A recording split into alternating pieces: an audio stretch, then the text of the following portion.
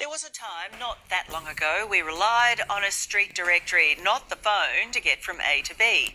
It didn't need a battery and it didn't nag you if you took a wrong turn. But now the government's put the trusty map on the chopping block and not everyone's happy. Okay guys, so we're going to go down this way. The Brookvale Scout Group from Sydney's northern beaches is on the march, and I've joined them in the great outdoors. Which way do we go? Straight ahead or right? With active kids like Jamie. You've done over 1,000 kilometres using a map in the bush. Yeah. And Daniel. What do you have to do to get that? Well, you have to do a 3-day hike.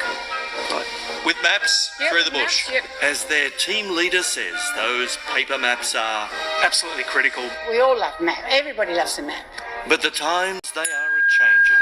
And today, Diane runs the last map shop in her home state, as governments stop printing them, because more of us are switching to electronic navigation aids. There was always a plan and probably a bottom line. Save money. Could be. Yeah. It's not going to save lives. And her customers aren't happy either. No, I think it's an extremely short-sighted and stupid policy, and you could even say irresponsible. Had a look in your news agency or service station of late? We did. None here. Ash, from our Melbourne office, None here. found just 2 in 10 places sold a map or street directory. No luck this time.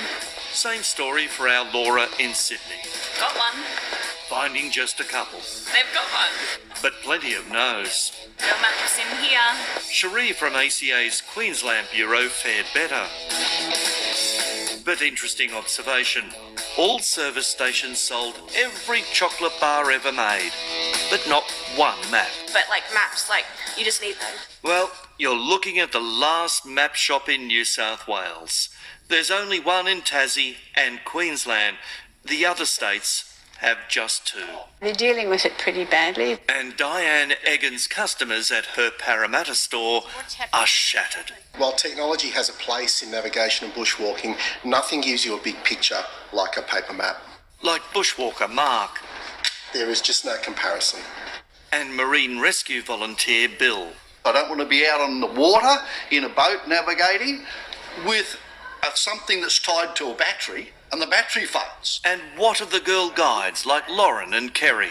It's very hard to say that hill, that mountain, that ravine on a little tiny screen. We started to shift away from paper maps to electronic some time ago, but now the government has decided it will no longer print and sell the big topographic maps any longer. Whereas the government says just go and print it. It's not that easy. Now, who's got a big printer at home? Well, Josh, in the old days, we all had one of these folded over in the glove box, just like that. This one actually belongs to my boss. She's a bit of a Luddite.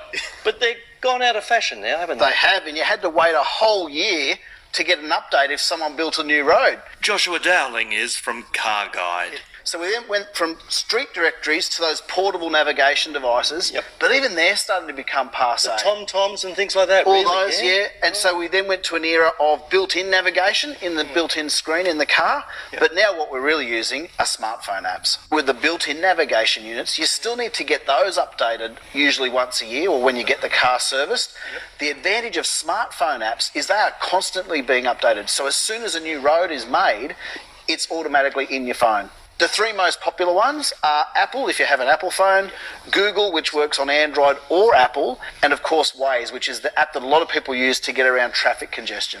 But Bill says the new world still needs a little bit of the old. You tell the people whose Commonwealth Bank card failed a couple of weeks ago how they're going to pay for their petrol or their lunch with a card when technology fails. You need something printed and real.